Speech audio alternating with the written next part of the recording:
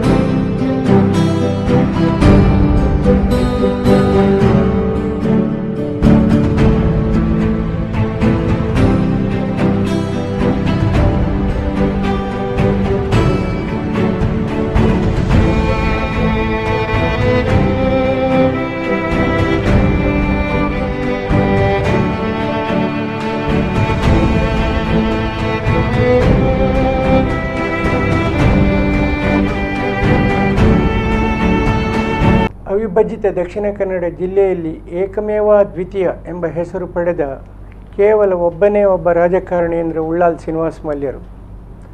ನನಗೆ ಅವರ ಕಿರು ಪರಿಚಯ ಅಂದರೆ ನಮಗೆ ಸಂಬಂಧವಿದ್ದರೂ ರಕ್ತ ಸಂಬಂಧವಿದ್ದರೂ ಕೂಡ ನನಗೆ ಸರಿಯಾಗಿ ಅವರ ಕೆಲವು ದಕ್ಷಿಣ ಕನ್ನಡ ಜಿಲ್ಲೆಯಲ್ಲಿ ಅವರು ಕೈಗೊಂಡ ಕೆಲವು ಕೆಲಸಗಳ ಬಗ್ಗೆ ಅರಿವು ಮೂಡಲಿಕ್ಕೆ ಸುಮಾರು ನಾನು 16 ವರ್ಷ ಇರುವಾಗ ಅವರು ದಕ್ಷಿಣ ಕನ್ನಡ ಜಿಲ್ಲೆಯಲ್ಲಿ ಮಾಡಿದ ಎಲ್ಲ ಕೆಲವು ಕೆಲಸಗಳನ್ನು ಅರ್ಧಕ್ಕೆ ಬಿಟ್ಟಾಗ ಅದನ್ನು ನಾವು ಪರಿಗಣಿಸಿದ್ದು ಏನಂತ ಹೇಳಿದರೆ, ಕೆಲವು ಕೆಲಸಗಳು ಯಾಕೆ ಬಿಟ್ಟು ಹೋಯಿತು, ಯಾವ ಕೆಲಸಗಳು ಆಗಿದ್ದವು ಅಂತ ಹೇಳುವಾಗ ನಾವು ವಿಮರ್ಶೆ ಮಾಡುವಾಗ ಕಣ್ಣಿಗೆ ಬಂದದ್ದು ನಮಗೆ ಮಂಗಳೂರಿನ ಕಿರು ಪರಿಚಯ. ಮಂಗಳೂರಿನಲ್ಲಿ ಹೇಳಲಿಕ್ಕೆ ಯಾವುದೇ ಒಂದು ಕೆಲಸಗಳು 1951ನೇ ಇಸ್ವಿಯ ತನಕ ನಡೆದಿರಲಿಲ್ಲ. ತದನಂತರ 2ನೇ ಪಂಚವಾರ್ಷಿಕ ಯೋಜನೆಯಲ್ಲಿ ಪ್ರಪ್ರಥಮವಾಗಿ ಮಂಗಳೂರಿಗೆ ಆದದ್ದು ನಮ್ಮ ಈಗ ಇರುವ ಅಂತಾರಾಷ್ಟ್ರೀಯ ಮಟ್ಟದ ಏರ್ಪೋರ್ಟ್, ವಿಮಾನ ನಿಲ್ದಾಣ. ಆ ವಿಮಾನ ನಿಲ್ದಾಣ ಆ ವರ್ಷ 7 ವಿಮಾನ ನಿಲ್ದಾಣಗಳು ಭಾರತ ದೇಶದಲ್ಲಿ ಆದವು. ಅದರಲ್ಲಿ ಒಂದು ವಿಮಾನ ನಿಲ್ದಾಣವೇ ಮಂಗಳೂರು ವಿಮಾನ ನಿಲ್ದಾಣ. 25/12/1951ನೇ ಇಸ್ವಿಯಲ್ಲಿ ನಮ್ಮ ನೆಹರು ಮೈದಾನಿನಲ್ಲಿ ಇರುವ ಕ್ರಿಕೆಟ್ ಪೆವಿಲಿಯನ್ ಮತ್ತು ನಮ್ಮ ವಿಮಾನ ನಿಲ್ದಾಣ ಎರಡು ಒಂದೇ ದಿನದಲ್ಲಿ ಪಂಡಿತ್ ಜವಾಹರ್ಲಾಲ್ ನೆಹರು ಅವರ ಕೈಯಲ್ಲಿ ಉದ್ಘಾಟನೆಗೊಂಡವು. ಅಲ್ಲಿಂದ ದಕ್ಷಿಣ ಕನ್ನಡ ಜಿಲ್ಲೆಯ ಸಮಗ್ರ ಅಭಿವೃದ್ಧಿಗೆ ಪಣತೊಟ್ಟ ಶ್ರೀನಿವಾಸ್ ಮಲ್ಯರು ಅದರ ಹಿಂದೆಯೇ ಒಂದರ ಹಿಂದೆ ಒಂದು ಎಲ್ಲ ನಮೂನೆಯ ಮೂಲಭೂತ ಸೌಕರ್ಯಗಳನ್ನು ನಮ್ಮ ಜಿಲ್ಲೆಗೆ ಕೊಟ್ಟ ಒಂದು ದಾನ ಅಂತ ಹೇಳ್ಬೋದು, ಆ ವರದಾನ ಅಂತ ಹೇಳ್ಬೋದು. ಅವರು ಕೈಗೊಂಡ ಕೈಂಕರ್ಯಗಳು ಎಲ್ಲಿಂದ ಶುರುವಾಗುತ್ತವೆ ಅಂದರೆ, ಪ್ರಪ್ರಥಮವಾಗಿ ರೋಡ್ನಲ್ಲಿ ಈ ಏರ್ಪೋರ್ಟ್ ಆದ ಕೂಡಲೇ ಕೇರಳಕ್ಕೆ ನಮಗೆ ಕನೆಕ್ಷನ್ ಮಾಡಿದಂತ ಹೇಳಿದರೆ ಮಾಣಿ ಉಳ್ಳಾಲ ರೋಡ್ ಅಂದರೆ ಆವಾಗ ನೇತ್ರಾವತಿ ಬ್ರಿಡ್ಜ್ ಆಗಿರಲಿಲ್ಲ. ಮಾಣಿ ಉಳ್ಳಾಲ ರೋಡ್ ಅಂದರೆ ನಾವು ವಿಟ್ಲ ಆಗಿ ಆವಾಗ ಉಳ್ಳಾಲಕ್ಕೆ ಹೋಗಬೇಕಾದ್ರೆ ವಿಟ್ಲ ಆಗಿ ಮೇಲ್ಕಾರಿನ ಮೇಲಿನಿಂದ ಉಳ್ಳಾಲಕ್ಕೆ ಹೋಗಬೇಕು. ಉಳ್ಳಾಲದಲ್ಲಿ ಅವರಿಗೆ ಉಳ್ಕೊಳ್ಳಲು ನನ್ನ ತಾಯಿಯ ತಂದೆಯವರಾದ ಮಂಗಳೂರಿನ ಪ್ರಸಿದ್ಧ ತಾಜ್ ಮಹಲ್ ಹೋಟೆಲ್ನ ಮಾಲಕರಾದ ಕುಡುಪಿ ಶ್ರೀನಿವಾಸಣ್ಣವರು ಒಂದು ಮನೆಯನ್ನೇ ಕಟ್ಟಿಸಿದರು. ಅವರು ಉಳ್ಳಾಲಕ್ಕೆ ಬಂದರೆ, ಮಂಗಳೂರಿಗೆ ಬಂದರೆ ಕೇವಲ ವಿಶ್ರಾಂತಿಗಾಗಿ ಮಾತ್ರ ಬರ್ತಿರಲಿಲ್ಲ. ಅವರು ಆವಾಗಲೇ ಒಂದು ದೃಢ ನಿರ್ಧಾರಕ್ಕೆ ಬಂದಿದ್ದರು. ಏರ್ಪೋರ್ಟ್ ಆದ ಕೂಡಲೇ ಮಂಗಳೂರಿನಿಂದ ಉಳ್ಳಾಲಕ್ಕೆ ಹೋಗಲಿಕ್ಕೆ ನೇತ್ರಾವತಿ ಬ್ರಿಡ್ಜ್, ಕೂಡಲೇ ನೇತ್ರಾವತಿ ಬ್ರಿಡ್ಜಿಗೆ ಅವರು ಕೈ ಹಾಕಿದರು. 1952, 57 ಮತ್ತು 62 ಹೀಗೆ 3 ಸರ್ತಿ ನಮ್ಮ ಸಂಸದರಾಗಿದ್ದ ಶ್ರೀನಿವಾಸ್ ಮಲ್ಯರು ಆ 13 ವರ್ಷದ ಅವಧಿಯಲ್ಲಿ, 13.5 ವರ್ಷ, ಅವರು ಡಿಸೆಂಬರ್ 19, 1965 ಅವರು ತೀರಿ ಹೋಗುವ ಒಳಗೆ ಎಷ್ಟು ಕೆಲಸ ಮಾಡಿದ್ರಂತ ಹೇಳಿದರೆ, ಅದರ ನಂತರ ನಮಗೆ ಬಂದ ಎಲ್ಲ ಸಂಸದರು ಕೂಡಿ ಸೇರಿ ಮಾಡಿದ ಒಂದೇ ಒಂದು ಕೆಲಸ ಆಗಲಿಲ್ಲ. ಅವರು ಮಾಡಿದ ಅಷ್ಟು ಕೆಲಸಗಳಲ್ಲಿ ಒಂದೇ ಒಂದನ್ನು ಅದಕ್ಕೆ ನಾವು ಕಂಪೇರ್ ಮಾಡಲಿಕ್ಕೆ ಸಾಧ್ಯನೇ ಇಲ್ಲ. ಉಳ್ಳಾಲ್ ಬ್ರಿಡ್ಜ್ ಆದ ಕೂಡಲೇ ಅವರು ಹಾಕಿದ ಒಂದು 2ನೇ ಪಂಚವಾರ್ಷಿಕ ಯೋಜನೆಯಲ್ಲಿ ಇಡೀ ಭಾರತದಲ್ಲಿ 11 RECs ಅಂದರೆ ರೀಜನಲ್ ಇಂಜಿನಿಯರಿಂಗ್ ಕಾಲೇಜಸ್ ಸ್ಯಾಂಕ್ಷನ್ ಆಯಿತು. ಅದರಲ್ಲಿ ಒಂದು ಕರ್ನಾಟಕಕ್ಕೆ ಸ್ಯಾಂಕ್ಷನ್ ಆಯಿತು. ಅದನ್ನು ನಮ್ಮ ಪೂರ್ವ ಮುಖ್ಯಮಂತ್ರಿ ಕರ್ನಾಟಕದ ನಿಜಲಿಂಗಪ್ಪನವರು ಬಾಗಲಕೋಟೆಗೆ ಕೊಂಡೋಗುವ ವ್ಯವಸ್ಥೆಯನ್ನು ಮಾಡಿದರು. ಆದರೆ ಶ್ರೀನಿವಾಸ್ ಮಲ್ಯರ ಆ ರಾಜಕೀಯ ಇದು ಎಷ್ಟು ಇತ್ತಂದರೆ, ರಾತ್ರಾತ್ರಿ ಆ ಇಡೀ ಒಂದು ಜಡ್ಜ್ಮೆಂಟ್ ಅಂದರೆ ಆಗುವ ಒಂದು ವ್ಯವಸ್ಥೆಯನ್ನು ಅವರು ಬಾಗಲಕೋಟೆಯಿಂದ ತೆಗೆದು ಅದನ್ನು ಸುರತ್ಕಲ್ಗೆ ತಂದರು. ಯಾಕೆಂತ ಹೇಳಿದರೆ, ಅವರಿಗೆ ಜವಾಹರ್ಲಾಲ್ ನೆಹರು ಮಾತ್ರವಲ್ಲ, ನಮ್ಮ ಕೇಂದ್ರದಲ್ಲಿ ಇದ್ದ ಎಲ್ಲ ಸೀನಿಯರ್ ಮಿನಿಸ್ಟರ್ಸ್ಗಳ ಎಲ್ಲ ಪರಿಚಯ, ಅಷ್ಟು ಒಳ್ಳೆಯ ಬಾಂಧವ್ಯ ಕೂಡ ಇತ್ತು.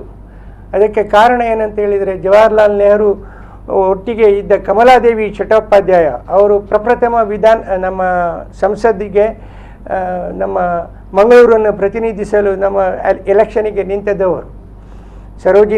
ದಿವಂಗತ ಸರೋಜಿನಿ ನಾಯ್ಡುರವರ ತಮ್ಮ ಆದ ಹರೀಂದ್ರನಾಥ್ ಚಟ್ಟೋಪಾಧ್ಯಾಯ ಅವರನ್ನು ಮದುವೆ ಆಗಿದ್ದ ಕಮಲಾದೇವಿ ಚಟ್ಟೋಪಾಧ್ಯಾಯ ನೆಹರು ಕ್ಯಾಬಿನೆಟ್ಟಿನಲ್ಲಿ ಕೂಡ ಒಂದು ಒಳ್ಳೆಯ ಸ್ಥಾನದಲ್ಲಿ ಇದ್ದರು. ಅವರಿಂದಾಗಿ ಶ್ರೀನಿವಾಸ್ ಮಲ್ಯರಿಗೆ ಆ ನಿಕಟ ಸಂಪರ್ಕ ಬಂದು ಜವಾಹರ್ಲಾಲ್ ನೆಹರುಗೆ ಪೊಲಿಟಿಕಲ್ ಕಾರ್ಯದರ್ಶಿ, ಪಾರ್ಲಿಮೆಂಟರಿ ಕಾರ್ಯದರ್ಶಿಯಾಗಿ ಕೂಡ ಕೆಲಸ ಮಾಡುವ ಒಂದು ಅವಕಾಶ ಬಂತು.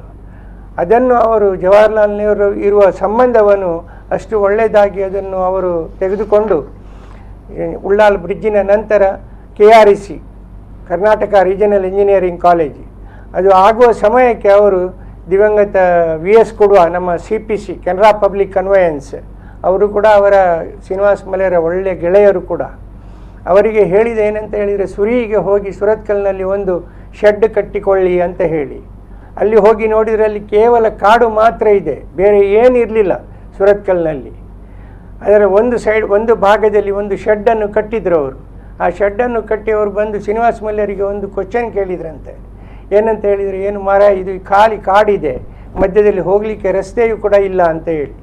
ಆ ಮಾತಿಗೆ ಒಂದೇ ಮಾತು ವಾಪಸ್ ಕೊಟ್ಟದವರು, ಒಂದೇ ಮಾತು, ಅದೇ ರಸ್ತೆಯಲ್ಲಿ ನಾನು ನ್ಯಾಷನಲ್ ಹೈವೇ, ಅವರು ಹೇಳಿದ ಹಾಗೆ ನ್ಯಾಷನಲ್ ಹೈವೇ ನಂಬರ್ 48 ಕೊಚ್ಚಿಯಿಂದ ಬೊಂಬಾಯಿಗೆ ಹೋಗುವ ರೋಡು, ಅದು ಆವಾಗ 1952 ಸ್ಯಾಂಕ್ಷನ್ ಮಾಡಿಸಿದ್ದಾರೆ ಅವರು. ಆದರೆ ಇಲ್ಲಿಂದ ಮಂಗಳೂರಿನಿಂದ ನಿಮಗೆ ಗೋವಾ ಮುಟ್ಟಬೇಕಾದ್ರೆ ನಮಗೆ ಮಧ್ಯದಲ್ಲಿ 6 ಸೇತುವೆಗಳು ಬರ್ತವೆ.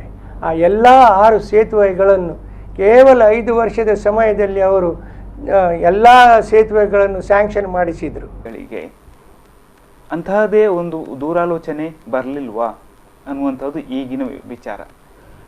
ಒಂದು ಹೆಜ್ಜೆಯನ್ನು ಹಾಕಿ ಹೋಗಿದ್ದಾರೆ ಮಲ್ಯರವರು. ಅವರ ನಂತರ ಬಂದವರು ಏನು ಮಾಡಿದ್ದಾರೆ ಎನ್ನುವ ಬಗ್ಗೆ ನಾವೊಂದು ಸಣ್ಣದಾಗಿ ಚರ್ಚೆ ಮಾಡೋಣ. ನಮ್ಮ ಜೊತೆ ಈಗ ಸಾಮಾಜಿಕ ಕಾರ್ಯಕರ್ತರು ಹಾಗೆಯೇ ಮಂಗಳೂರಿನ ಅಭಿವೃದ್ಧಿ ಬಗ್ಗೆ ಸದಾ ಚಿಂತನೆ ಮಾಡುವಂತಹ ಹನುಮಂತ್ ಕಾಮತ್ ಅವರು ನಮ್ಮ ಜೊತೆ ಇದ್ದಾರೆ. ಅವರನ್ನು ನಾನು ಈ ಕಾರ್ಯಕ್ರಮಕ್ಕೆ ಸ್ವಾಗತಿಸ್ತಾ ಇದ್ದೇನೆ. ಕಾಮತ್ ಅವರೇ, ನೀವು ತಿಳ್ಕೊಂಡ ಹಾಗೆ ಉಳ್ಳಾಲ ಶ್ರೀನಿವಾಸ್ ಮಲ್ಯ ಅಂದರೆ ಯಾರು, ಹೇಗೆ, ಏನು? ಉಳ್ಳಾಲ ಶ್ರೀನಿವಾಸ್ ಮಲ್ಯರು ಒಂದು ಕಾಂಗ್ರೆಸ್ಸಿನ ಮಂಗಳೂರು ಲೋಕಸಭಾ ಕ್ಷೇತ್ರದ ಒಂದು MP ಆಗಿದ್ದವರು. ಅವರಿಗೆ ಕಾಂಗ್ರೆಸ್ಸಿನಲ್ಲಿ ಈಗ ನೆಹರು ತನಕದ ರಾಜಕಾರಣಿಗಳೊಂದಿಗೆ ಒಳ್ಳೆಯಾದ ಸಂಬಂಧ ಇದ್ದದ್ದರಿಂದ ಮಂಗಳೂರು ಇವತ್ತು NITK ಆಗಲಿ, ಇಲ್ಲ ನಮ್ಮ ನವಬಂದರ ಆಗಲಿ, ಕೆಲವರು ಹೇಳ್ತಾರೆ MCF ಕೂಡ ಅವರಿಂದಾಗಿ ಆಗಿರುವಂಥದ್ದು ಹೇಳುವಂಥದ್ದು. ಈ ರೀತಿ ಈ ಏರ್ಪೋರ್ಟು ಇದನ್ನೆಲ್ಲ ಮಂಗಳೂರಿಗೆ ತಂದವರು ಶ್ರೀನಿವಾಸ್ ಮಲ್ಯರವರು. ಆದರೆ ಅವರೊಬ್ಬ ಮಂಗಳೂರಿನಲ್ಲಿ ಹುಟ್ಟಿ ಬೆಳೆದಿದ್ದರಿಂದ ನಮ್ಮ ಮಂಗಳೂರನ್ನು ಅಭಿವೃದ್ಧಿ ಮಾಡಬೇಕು, ಮಂಗಳೂರಿನವರಿಗೆ ಒಳ್ಳೆಯದಾಗಬೇಕು ಹೇಳುವಂಥ ಚಿಂತನೆ ಇದ್ದದ್ರಿಂದ ಅವರು ತನ್ನ ಒಂದು ಯಾವ ರೀತಿಯಲ್ಲಿ ತನ್ನ ಪ್ರಭಾವವನ್ನು ಬಳಸಿಕೊಂಡು ಮಂಗಳೂರಿಗೆ ಏನೇನು ತರಲಿಕ್ಕೆ ಸಾಧ್ಯ ಇತ್ತೋ ಅದನ್ನು ಎಲ್ಲವನ್ನು ಅವರು ತಂದಿದ್ದಾರೆ.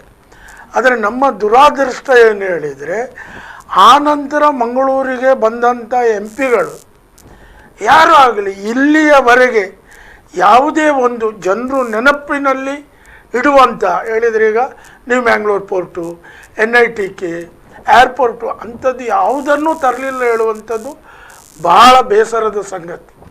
ಯಾಕೇಳಿದರೆ ಒಬ್ಬ ಜನಪ್ರತಿನಿಧಿಗಳಿಗೆ ತಮ್ಮ ಪ್ರಭಾವವನ್ನು ಬಳಸಿಕೊಂಡು ಲೋಕಸಭೆಯಲ್ಲಿ ಅದರ ಬಗ್ಗೆ ಚರ್ಚೆಯನ್ನು ಮಾಡಿ ಏನು ಒಂದು ಪ್ರಾಜೆಕ್ಟ್ ರಿಪೋರ್ಟನ್ನು ತಯಾರಿಸಿ ತರಲಿಕ್ಕೆ ಖಂಡಿತವಾಗಿಯೂ ಸಾಧ್ಯ ಇದೆ. ಆ ಇಚ್ಛಾಶಕ್ತಿ ಯಾರಿಗೂ ಬರಲಿಲ್ಲ. ಈಗ ಮಲ್ಯರ ನಂತರ ಸ್ವಲ್ಪ ಹೆಸರು ಮಾಡಿಕೊಂಡದ್ದು ಹೇಳಿದರೆ ಜನಾರ್ದನ್ ಪೂಜಾರಿ ಅವರು ಹೇಗೆ ಹೇಳಿದರೆ ಒಂದು ಸಾಲ ಮೇಳ ಮಾಡಿದರು, ಅದು ಇಡೀ ದೇಶಕ್ಕೆ ಆದದ್ದು. ಮತ್ತು ಒಂದು ಶುದ್ಧ ಹಸ್ತ ರಾಜಕಾರಣಿ ಹೇಳುವಂಥದ್ದು ಬಿಟ್ಟರೆ ಅವರು ಕೂಡ ಇಂಥ ಚಿಂತನೆಯನ್ನು ಮಾಡಲಿಲ್ಲ. ಆನಂತರ ಒಂದು ಹೆಸರಿದ್ದದ್ದು ಹೇಳಿದರೆ ನಮ್ಮ KK ಶೆಟ್ಟಿ ಅವರು. ಈಗ ನಾನು ಹೇಳೋದು ಹೇಗೆ ಹೇಳಿದರೆ ನಳಿನ್ ಕುಮಾರ್ ದೇಶದ ನಂಬರ್ 1, ಆದರೆ ಅವರು ಇಂಥ ಒಂದು ನೆನಪಿನಲ್ಲಿ ಉಳಿಯುವಂಥದ್ದನ್ನು ಯಾರೂ ತರಲಿಲ್ಲ. ಅದು ಸಾಧ್ಯವಾಗಿರುವಂಥದ್ದು ಉಳ್ಳಾಲ ಶ್ರೀನಿವಾಸ ಮಲ್ಯರಿಗೆ ಮಾತ್ರ. ಇವತ್ತಿಗೂ ಅವರ ಮೊಮ್ಮಗ ಕಾಶಿಟ್ನಲ್ಲಿದ್ದಾರೆ, ಮೊಮ್ಮಗ ಇದ್ದಾರೆ. ಅವರು ಕೆಲವು ವಿಷಯಗಳು ಅವರಿಗೂ ನನ್ನ ಲೆಕ್ಕದಲ್ಲಿ ಒಂದು ಅಬೌವ್ 70. ಅವರು ನನ್ನ ಆತ್ಮೀಯರು. ಅವರು ಕೆಲವು ಸಲ ನನ್ನ ಹತ್ರ ಕೂತ್ಕೊಂಡಾಗ ಈ ವಿಷಯ ಮಾತಾಡ್ತಾರೆ. ಅವರೊಮ್ಮೆ ನನಗೆ ಹೇಳಿದರು, ಈ NITK ಹೇಗೆ ಬಂದದ್ದು ಹೇಳಿದರು. ಮೊದಲು ಅದಕ್ಕೆ KREC ಅಂತ ಹೇಳ್ತಾ ಇದ್ರು. ಅದು ನಿಜವಾಗಿ ಸ್ಯಾಂಕ್ಷನ್ ಆದದ್ದು ಸೂರತ್ಗೆ ಅಂತ. ಇವರು ಇಲ್ಲಿಗೆ KREC ಬೇಕು ಹೇಳಿ ಹೋರಾಟ ಮಾಡ್ತಾ ಇದ್ದರು. ಆದರೆ ಅದು ಸ್ಯಾಂಕ್ಷನ್ ಆಗಿ ಬರುವಾಗ ಸೂರತ್ ಹೇಳಿ ಆದದ್ದು. ಇವರು ಅದನ್ನು ಒಳಗೆ ಹೋಗಿ ಸುರತ್ಕಲ್ ಮಾಡಿಸಿ ಸ್ಯಾಂಕ್ಷನ್ ಮಾಡಿಸಿದ್ದು ಹೇಳಿದರೆ ಅವರ ಮೊಮ್ಮಗ ಹೇಳ್ತಾರೆ. ಹೇಳಿದರೆ ಅವರಿಗೆ ಅಜ್ಜ ಹೇಳಿದ್ದು ಹೇಳಿ ಇಂಥದ್ದು ಮಾಡಿದ್ರು ಕೂಡ ಅವರಿಗೆ ಆ ಲೆವೆಲಿನಲ್ಲಿ ಅಲ್ಲಿ ಪ್ರಭಾವ ಇತ್ತು, ಗೌರವವಿತ್ತು, ಅದು ಆಗಿದೆ ಹೇಳುವಂಥದ್ದು. ಅಂಥ ರಾಜಕಾರಣಿ ನಮ್ಮ ಊರಿನಲ್ಲಿ ಹುಟ್ಟಿದ್ದಾರೆ, ಮಂಗಳೂರಿನ ಒಬ್ಬ ಪ್ರಜೆ ಹೇಳುವಂಥದ್ದು ನಾವು ಹೆಮ್ಮೆ ಪಡುವಂಥ ವಿಷಯ. ಯಾಕಂದರೆ ಇವತ್ತು ಹೇಗೆ ಹೇಳಿದರೆ ರಾಜಕಾರಣಿಗಳು ತಮ್ಮ ಪಕ್ಷಕ್ಕೆ ತಮ್ಮ ಸ್ವಾರ್ಥಕ್ಕಾಗಿ ಕೆಲಸ ಮಾಡುವ ರೀತಿಯಲ್ಲಿ ಮಾಡ್ತಾರೆ. ತನ್ನನ್ನು ಚುನಾಯಿಸಿದಂಥ ತನ್ನ ಕ್ಷೇತ್ರವನ್ನು ಅಭಿವೃದ್ಧಿ ಮಾಡಬೇಕು, ಇಲ್ಲಿಗೆ ಒಂದು ಕೊಡುಗೆ ಕೊಡಬೇಕು ಹೇಳುವಂಥ ದೃಷ್ಟಿಕೋನ ನಮ್ಮ ರಾಜಕಾರಣಿಗಳಲ್ಲಿ ಕಡಿಮೆ ಆಗಿದೆ. ಆ ಶ್ರೀನಿವಾಸ ಮಲ್ಯರಂಥ ಒಂದು ದೂರಗಾಮಿ ಆಲೋಚನೆ, ದೂರದೃಷ್ಟಿತ್ವ ಅಂಥದ್ದನ್ನು ನಮ್ಮವರು ಮಾಡಿಕೊಂಡ್ರೆ ನಮಗೆ ಇವತ್ತಿಗೂ ಏನು ಬೇಕಾದರೂ ತರಲಿಕ್ಕೆ ಸಾಧ್ಯ ಇದೆ. ನೋಡಿ, ಒಬ್ಬ ಆಡಳಿತ ಪಕ್ಷದ ಒಬ್ಬ MP ಗೆ ಏನಾದರೂ ಮಾಡಲಿಕ್ಕೆ ಸಾಧ್ಯ ಇದೆ ಹೇಳುವಂಥದ್ದು ಖಂಡಿತವಾಗಿ ಸಾಧ್ಯ ಇದೆ ಹೇಳುವಂಥದ್ದು ನಾವು ಮಲ್ಯರ ಒಂದು ವಿಷಯದಲ್ಲಿ ಆಲೋಚನೆ ಮಾಡಿಕೊಳ್ಬಹುದು. ಈಗ ಹಿಂದೆ ಹೇಗಿತ್ತು ಅಂತ ಹೇಳಿದ್ರೆ ಸಂಚಾರ ಭಾರಿ ಕಷ್ಟ ಇತ್ತು. ಮಂಗಳೂರಿಂದ ಡೆಲ್ಲಿಗೆ ಹೋಗೋದು ತುಂಬ ಕಷ್ಟ ಇತ್ತು. ಅಂಥ ಕಾಲದಲ್ಲಿ ಡೆಲ್ಲಿಗೆ ಹೋಗಿ ನೆಹರು ಅವರನ್ನು ಮೀಟ್ ಮಾಡಿಕೊಂಡು ಅವರ ಮೇಲೆ ಪ್ರಭಾವ ಬೀರಿ ಇಂಥ ಯೋಜನೆಗಳನ್ನು ತರ್ತಾರೆ. ಈಗ ಅದಕ್ಕಿಂತ ಹತ್ತಿರದ ಸಂಪರ್ಕ ಸಾಧ್ಯತೆಗಳಿದೆ. ನಿಧಾನವಾಗಿ ಹೇಗೆ ಬೇಕಾದರೂ ಮಾತಾಡಿಕೊಂಡು ಮಾಡ್ಬೋದು. ಆದರೆ ಇವರಿಗೆ ಯಾಕೆ ಹೊಳೆಯುತ್ತಾ ಇಲ್ಲ? ಇಚ್ಛಾಶಕ್ತಿಯ ಕೊರತೆ. ಈಗ ಅವರು ಹೇಳ್ತಾ ಇದ್ರು, ಡೆಲ್ಲಿಗೆ ಹೋಗಬೇಕಾದ್ರೆ 1 ವಾರ ಮೊದಲು ಹೊರಡ್ತಿರೋದು. ಇಲ್ಲಿಂದ ಟ್ರೈನ್ನಲ್ಲಿ ಕಡೂರಿಗೆ ಇಲ್ಲಿ ಕಡೂರು ಹೇಳುವ ಊರಿಗೆ ಹೋಗಿ ಕರ್ನಾಟಕದಲ್ಲಿ, ಅಲ್ಲಿಂದ ಟ್ರೈನ್ ಬದಲಾಯಿಸಿ ಮುಂಬೈಗೆ ಹೋಗಿ ಅಲ್ಲಿಂದ ಟ್ರೈನ್ ಬದಲಾಯಿಸಿ ಡೆಲ್ಲಿಗೆ ಹೋಗಬೇಕಾಗ್ತಿತ್ತು ಅವರು MP ಆಗಿ ಇರುವಾಗ. 1 ವಾರ ಮೊದಲು ಹೇಳಿದರೆ 1 ತಾರೀಕಿಗೆ ಲೋಕಸಭೆ ನಡೀತದೆ ಹೇಳಿ, ಆದರೆ ಇವರು 25-26 ತಾರೀಕಿಗೆ ಇಲ್ಲಿಂದ ಹೊರಡ್ತಾ ಇದ್ದಾರೆ. ಅಷ್ಟು ಕಷ್ಟ ಇತ್ತು. ಹಾಗೆ ಅವರು ಆ ಸಮಯದಲ್ಲಿ ಒಂದು ಸಂಪರ್ಕ ಇದು ಮಾಡಬೇಕು ಹೇಳುವುದಕ್ಕೆ ಏರ್ಪೋರ್ಟ್ ತಂದಿರುವಂಥದ್ದು. ಮತ್ತು ಇನ್ನೊಂದು ಅಂತ ಹೇಳಿದರೆ ಅವರು ಒಂದು ಆಲೋಚಿಸಿರುವಂಥದ್ದು ಮಂಗಳೂರು ಬಂದರು. ಇಲ್ಲಿ ಬಂದರು ಹೇಗೆ ಅಭಿವೃದ್ಧಿ ಪಡಬೇಕು ಹೇಳಿದರೆ, ನಮಗೆ ಟ್ರೈನಿನ ವ್ಯವಸ್ಥೆ ಇತ್ತು ಮಂಗಳೂರಿಗೆ. ಅದು ಮತ್ತೆ ಇಲ್ಲಿ ಇರುವಷ್ಟು ಖನಿಜ ನಮ್ಮ ಕರ್ನಾಟಕದಲ್ಲಿ ಇರುವಷ್ಟು ಬೇರೆ ಸಾಧಾರಣ ಎಲ್ಲೂ ಇಲ್ಲ. ನೀವು ನೋಡಿ ಮೈನ್ಸ್ ಏನಿದೆ ಅದು ಕರ್ನಾಟಕದಲ್ಲಿ ಜಾಸ್ತಿ. ಇದನ್ನು ಇಲ್ಲಿಂದ ಆವಾಗಲೇ ಚೈನಾಕ್ಕೆ ಹೋಗ್ತಾ ಇತ್ತು. ಆವಾಗ ಮೊದಲು ಹೇಗೆ ಆಗ್ತಿತ್ತು ಹೇಳಿದರೆ, ಮಂಗಳೂರು ನೀರೇಶ್ವರದಲ್ಲಿ ಹಳೆ ಬಂದರು ಹೇಳಿತ್ತು. ಅಲ್ಲಿ ಕುದುರೆ ಮುಖದಿಂದ ಈ ಐರ್ನೂರು ಲಾರಿಯಲ್ಲಿ ಬಂದು ಅಲ್ಲಿ ಧಕ್ಕೆ ಅಂತ ಹೇಳ್ತಾರೆ, ಅಲ್ಲಿ ಖಾಲಿ ಮಾಡ್ತಾ ಇದ್ರು. ಅಲ್ಲಿಂದ ಈ ಬೆತ್ತದ ಬುಟ್ಟಿಗಳಲ್ಲಿ ದೊಡ್ಡ ದೊಡ್ಡ ಬುಟ್ಟಿಯಲ್ಲಿ ತುಂಬಿಸಿ, ನಮ್ಮ ಇಲ್ಲಿ ಆಡು ಭಾಷೆಯಲ್ಲಿ ನಾವು ಮಂಜಿ ಅಂತ ಹೇಳ್ತೇವೆ, ಅದರಲ್ಲಿ ಇಡುದು. ಈ ಹಡಗು ಬಂದು ಬೆಂಗಾರೆಯಿಂದ ಆಚೆ ಸಮುದ್ರದಲ್ಲಿ ನಿಲ್ಲುವುದು. ಈ ಮಂಜಿಯಲ್ಲಿ ನಮ್ಮ ಮಂಗಳೂರು ಧಕ್ಕೆಯಿಂದ ನೀರೇಶ್ವರ ಪ್ರದೇಶದಲ್ಲಿ ಇರುದು, ನನ್ನ ಮನೆ ಹತ್ತಿರ. ಅಲ್ಲಿಂದ ಮಂಜಿಯಲ್ಲಿ ಕಡಲಿಗೆ ಕೊಂಡೋಗಿ ಅಲ್ಲಿಂದ ಲಿಫ್ಟ್ ಮಾಡಿ ಇದನ್ನು ಖಾಲಿ ಮಾಡ್ತಾ ಇದ್ದದ್ದು.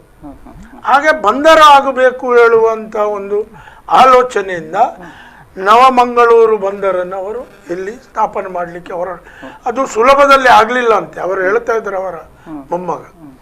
ಹಾಗೆ ನಾನು ಹೇಳುವುದು ಹೇಗೆ ಹೇಳಿದರೆ, ಯಾವ ಪಕ್ಷದವರೇ ಆಗಿರಲಿ ಅವರನ್ನು ಜನರು ಚುನಾಯಿಸಿದಾಗ ತನ್ನ 5 ವರ್ಷದ ಅವಧಿಯಲ್ಲಿ ಒಬ್ಬ ಆಡಳಿತ ಪಕ್ಷದ ಎಂಪಿಗೆ ಅದು ಸಾಧ್ಯ ಆಗ್ತದೆ. ಏನಾದರೂ ಮಲ್ಯರು ಕೊಟ್ಟಂತ ಒಂದು ಕೊಡುಗೆಯನ್ನು ಕೊಡಬೇಕು ಹೇಳುವಂಥದ್ದು ಆಲೋಚನೆ ಮಾಡಬೇಕು ಹೇಳುವಂಥದ್ದು. ಮತ್ತು ಆ ಇಚ್ಛಾಶಕ್ತಿ, ಆ ದೂರದೃಷ್ಟಿತ್ವ ನಮ್ಮ ರಾಜಕಾರಣಿಗಳು ಅಳವಡಿಸಿಕೊಂಡ್ರೆ ಖಂಡಿತವಾಗಿಯೂ ಮಂಗಳೂರಿಗೆ ಇನ್ನೂ ಹೆಚ್ಚಿನ ಕೊಡುಗೆಗಳನ್ನು ತರಲಿಕ್ಕೆ ಸಾಧ್ಯ ಇದೆ ಹೇಳುವಂಥದ್ದು.